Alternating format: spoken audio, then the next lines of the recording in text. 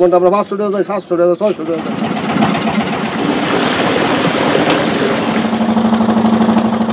আমরা হালকা তো এইতেছি নৌকা মালামত করি, জ্বালাইতে হইতে আবার পড়াশোনা করতে নেই। তো দূরে আমরা এইখানে আছেন না? হ্যাঁ, আবার আমার বাইরে গেলে বাপও গেছে, দাদা গেছে। এই যে এটা দিয়ে ইলিশ মাছ ধরে। এই যে ইলিশ মাছ আছে, আপনার মনে করেন আছে না, এই সাবিলা আছে, ডেঙ্কুশ মাছ আছে, পোয়া মাছ আছে, ইসা মাছ আছে, সব মাছ। কি করতেছেন? এই যে জাল ছিলাইতেছি নৌকার মধ্যে, মাল আবাদ করি, বাইঙ্গে বেডে ফুড়ি, এটা দিলে পানি উঠবো না নৌকা। এই শক পানিটা দিতেছি যাতে পানি না ওঠে। মনে করে গরিব, আমার গরিব সব মরে থাকবো, আমি বাচ্চা থাকবো। সরকারে চায় না ভাই, বুঝছেন? আমগো সরকার আমগো গরিব মরে থাকবো। Hi, this is me Nahid Iqbal and welcome to a brand new video Mayadwip. তো বন্ধুরা, আজকে আমি যাচ্ছি মায়াদ্বীপ। আমি নারায়ণগঞ্জ থেকে যাচ্ছি। তো নারায়ণগঞ্জ চিটাগাং থেকে আমাদের যাত্রা শুরু হচ্ছে। আমি চিটাগাং থেকে মেঘনা, নাফ, আরও অনেক ধরনের দোয়েল, স্বদেশ, ব্রক এই টাইপের বাস করে মুগরাপাড়া বাস স্ট্যান্ডে যেতে হবে। দেন ওইখান থেকে সিএনজি এবং অথবা অটো রিক্সা ভাড়া করে দেন বদ্রের বাজার ঘাট থেকে নৌকা ভাড়া করে দেন মায়াদ্বীপে যেতে হবে। আর আপনারা যারা ঢাকা থেকে আসবেন তারা গুলিস্তানে যে দোয়েল, স্বদেশ, নন এসি এবং এসি বাস ব্রকে করে মুগরাপাড়া বাস স্ট্যান্ড পর্যন্ত আসবেন। আপনাদের ভাড়া পড়বে 60 থেকে 80 টাকার মতো। আর যারা চিটাগাং রোড থেকে আসবেন তাদের ভাড়া পড়বে হচ্ছে 30 থেকে 50 টাকার ভেতর। আর মুগরাপাড়া বাস স্ট্যান্ডে নেমে দেন ওইখান থেকে বদ্রের বাজার ঘাট পর্যন্ত আপনাদের ভাড়া পড়বে 30 থেকে 50 টাকার ভিতর প্রত্যেকজন। তো আমরা এখন বদ্রের বাজার ঘাটে চলে আসলাম। আপনারা বদ্রের বাজার ঘাটে আসলে এরকম সারি সারি নৌকা দেখতে পারবেন। এইখান থেকে পছন্দ করে আপনারা একটা পছন্দসই একটা নৌকা সারাদিনের জন্য ভাড়া করে নেবেন। সারাদিনের জন্য নৌকা পাওয়া যায়, আবার কেউ যদি ঘন্টা চুক্তিতেও ভাড়া নিতে পারেন। ঘন্টা 250 থেকে 300 টাকা, এবং যদি সারাদিনের জন্য নেন তাহলে 1200 থেকে 1500 টাকার ভিতর আপনারা নৌকা পেয়ে যাবেন। তো বন্ধুরা, আপনারা দামাদামি করে দেন এখান থেকে নৌকা ঠিক করে নেবেন। আপনারা চাইলে স্পিড বোটে করেও যেতে পারেন। 2.5 ঘন্টা আমরা 500 টাকা যাই, 700 টাকা, 600 টাকা যাই ঘন্টা। ওইটা তো আমি ওনারে কইছি যে আপনারা কইবেন, কিন্তু দামাদামির একটা সুযোগ আছে এইটাই। আচ্ছা, তো মায়াদ্বীপে যে যাব আমরা, তো এখানে যে টাইমিং আছে, মনে করেন 1 ঘন্টা 2 ঘন্টা, এর জন্য কি আপনার টাকাটা বাড়বে না এই টাইপের কোনো আছে? যদি আপনারা ঘন্টা যদি বাড়ে তাহলে টাকা তো অবশ্যই পারবো, ঠিক আছে। আমরা চড়া রেখে দিলে 250-300 টাকা নেই, রানিং এ নিই 400-500 টাকা। এখন আপনারা যান ঘন্টা যে আপনার খুশি, যদি আমাকে বসে দেন খুশি দেন, উঠে নিয়ে যান, ঠিক আছে। আসেন, জায়গাটা অনেক সুন্দর, ঘুরলে অনেক মজা পাইবেন। ঘুরেন, তারপর দেখেন। তো ফাইনালি বন্ধুরা, আমরা 3 ঘন্টার জন্য 750 টাকা দিয়ে নৌকাটি ভাড়া করে নিলাম। দেখেন নৌকাটা, এখানে চাইলে বসেও আপনারা যেতে পারেন। আমরা ফাইনালি যাচ্ছি, অবশ্যই রওনা দিতেছি, সবাই দোয়া করুন আমাদের জন্য। অবশ্যই মায়াদ্বীপে মায়ার টানে ছুটে যাচ্ছি। এই যে ইকবাল ভাই, কেমন লাগতেছে? এই তো ভালো, আপনার কেমন লাগতেছে? আলহামদুলিল্লাহ, খুব চিল মুডে আছি আজকে। নৌকা ভ্রমণ নাকি? হ্যাঁ, এই মেঘনা নদীতে নৌ ভ্রমণ।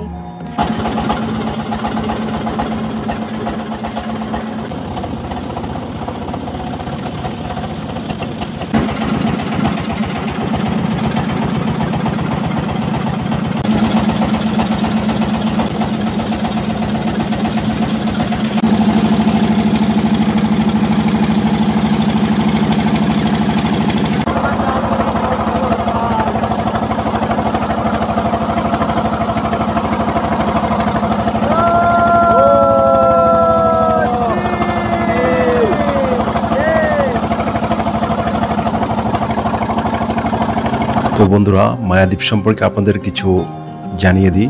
এটা কোথায় অবস্থিত, কিভাবে যাবেন সেটা তো বললামই। নারায়ণগঞ্জ জেলার সোনারগাঁও উপজেলার ভারতী ইউনিয়নে অবস্থিত মেঘনা নদীর বুকে ত্রিভুজাকৃতির এই চরের নামটি হচ্ছে মায়াদ্বীপ। সবুজে ঘেরা মায়াদ্বীপ আপনার মনকে অপার্থিব প্রশান্তিতে ভরিয়ে দেবে যখন আপনি এখানে যাবেন।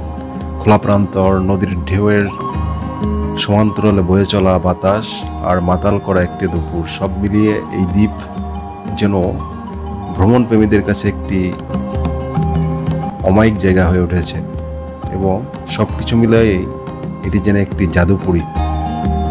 ঢাকার কাছে হয়, প্রিয়জনদের নিয়ে খুব সহজেই আপনি একটা ডে ট্যুর করে সবাইকে নিয়ে মজা করে আসতে পারেন এই মায়াদ্বীপ থেকে। আপনি যখন নৌকা ভ্রমণ করবেন তখন নদীর বুকে অসংখ্য সুন্দর সুন্দর সিনারি দেখতে পারবেন। আসলে এটাকে আমার কাছে মনে হয়েছে গরিবের কক্সবাজার। তো আমরা যারা কক্সবাজার যাওয়ার সাধ্য নয়, যারা আমি সাজেস্ট করব তারা যেন মায়াদ্বীপে যায় এবং এখানের সৌন্দর্যটা উপভোগ করে। দূর থেকে আমরা মায়াদ্বীপের কিছু অংশ দেখতে পাচ্ছি। আমরা খুব মায়াদ্বীপের কাছাকাছি আছি। তো মেঘনা নদীর স্বচ্ছ জল, প্রবাহমান নদী, তার মাঝে ডিঙ্গি নৌকা নিয়ে আমরা আস্তে আস্তে মায়াদ্বীপের দিকে আগাচ্ছি। মায়াদ্বীপের কিছু অংশ আমরা এখন দেখতে পাচ্ছি। সেই গ্রামীণ জীবনের জলজন্ত প্রতিছবি আমাদের সামনে ফুটে উঠেছে। একটি ছোট ডিঙ্গি নৌকা আমাদের পাশ দিয়ে চলে গেল। আমরা আস্তে আস্তে সেই নৈসর্গিক সৌন্দর্য মায়াদ্বীপ, যেটার জন্য আজকে আমাদের অধীর প্রতীক্ষা, আমরা আস্তে আস্তে সেদিকে যাচ্ছি। আসলে আমরা ছোটবেলায় সিনেমাতে এরকম দৃশ্য দেখছি যে ঘাটে নৌকা বাঁধা, সেখানে গোসল, বাচ্চারা খেলাধুলা করতেছে, পাশে কৃষক কাজ করতেছে। এই সবগুলোই এখানে পাবেন আপনারা আসলে। তো আমরা এখন ঘাটে নোঙ্গর করবো, দেন আমরা মায়াদ্বীপের মানুষের জীবনযাত্রার কেমন, তারা কিভাবে বসবাস করে, কি করে জীবন অতিবাহিত করে, সব কিছু আপনাদের এই ভিডিওর মাধ্যমে দেখানোর চেষ্টা করব। তো ওয়েলকাম টু মায়াদ্বীপ।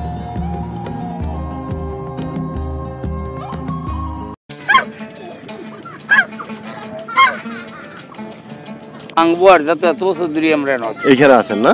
আবার আমার বাহির গেল, বাপও গেছে, দাদাও গেছে। কত বছর আগে আচ্ছা আচ্ছা আচ্ছা, মানে অনেক আগে থেকে এইখানে দ্বীপটা আছে। হ্যাঁ, দ্বীপটা।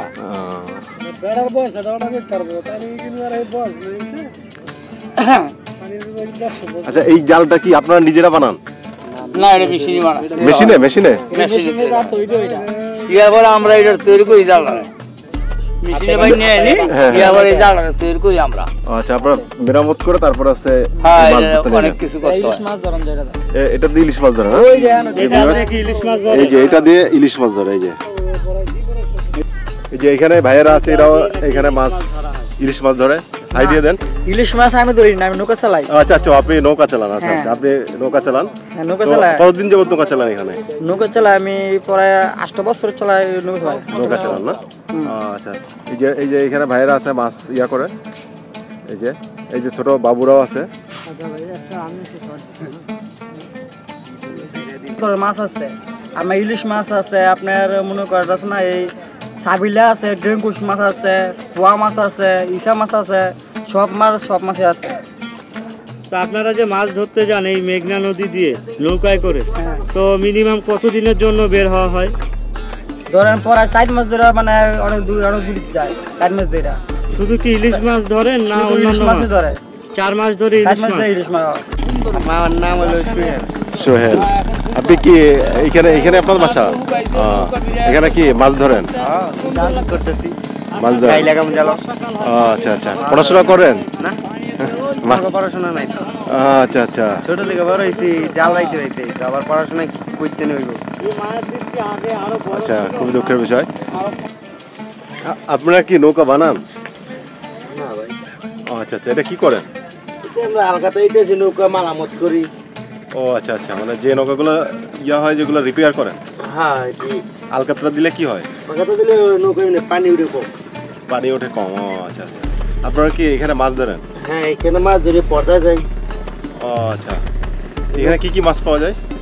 এখানে বিভিন্ন এলাকায় বিভিন্ন মাছ পাওয়া যায়। ইলিশ মাছ আছে, দইরা, চিংড়ি মাছের দইরা, চেউ মাছের দইরা, সব পদে। এখন পাওয়া যাবে না, এই সামনে 2 মাস পরে পাওয়া যাবে। ও আচ্ছা আচ্ছা, এখন মাছ কম নাই। তো ভিউয়ার্স, আপনারা দেখতে পাচ্ছেন এখানে একটা নৌকা মেরামত করা হচ্ছে। আলকাতরা লাগাচ্ছে, আলকাতরা লাগাইলে নাকি এটা অনেক দিন টিকে।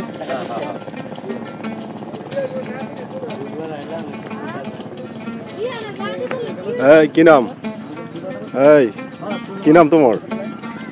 হ্যাঁ? নৌকা দেখছে মেরামত চলতেছে। আমি এই আঙ্কেলের সাথে কথা বলবো। আঙ্কেল কি করেন?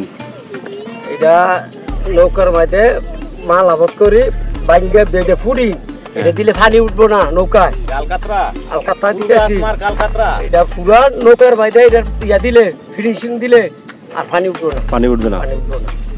আপনি আপনি মাছ ধরেন না মেঘনা নদীতে? হ্যাঁ মাছ ধরি আমি। কেমন মাছ পান? অনেক বন্ধ এখন বন্ধ। সিজন কখন? সিজন আর 1 মাস পরে। আর 1 মাস 1.5 মাস আছে। তো ভিউয়ার্স এই যে দেখেন কিভাবে আলকাতরা দেয় নৌকায়। এই যে পুটিং বলে এটাকে। এটারে শক পানি আছে না? হ্যাঁ হ্যাঁ। এই শক পানিটা দিতেছি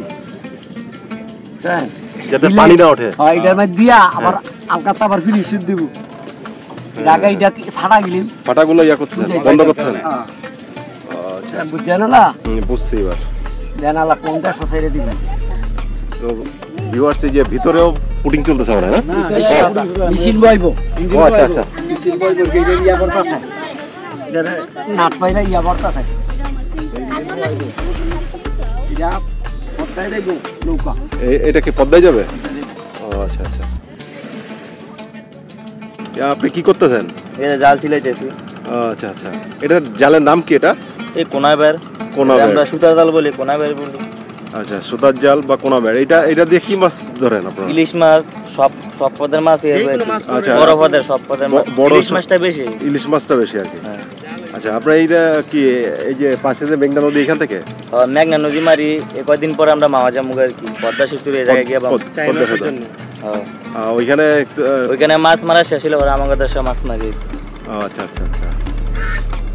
তো এই জালটা কি আপনারা নিজেরা বানান নাকি? আমরা নিজেরা না, মানে লোক কাজ করে মানে বাজারে থেকে কিনে না পরে বদলে দিয়ে আমরা কাজ করাই, জাল বানাই। আপনারা রিপেয়ার করেন? মানে আমরা কাজ করি জাল। আপনাদের মানে সিজনে কয় মাস সিজন? 3 মাস, 3 থেকে 4 মাস। 3 থেকে 4 মাস।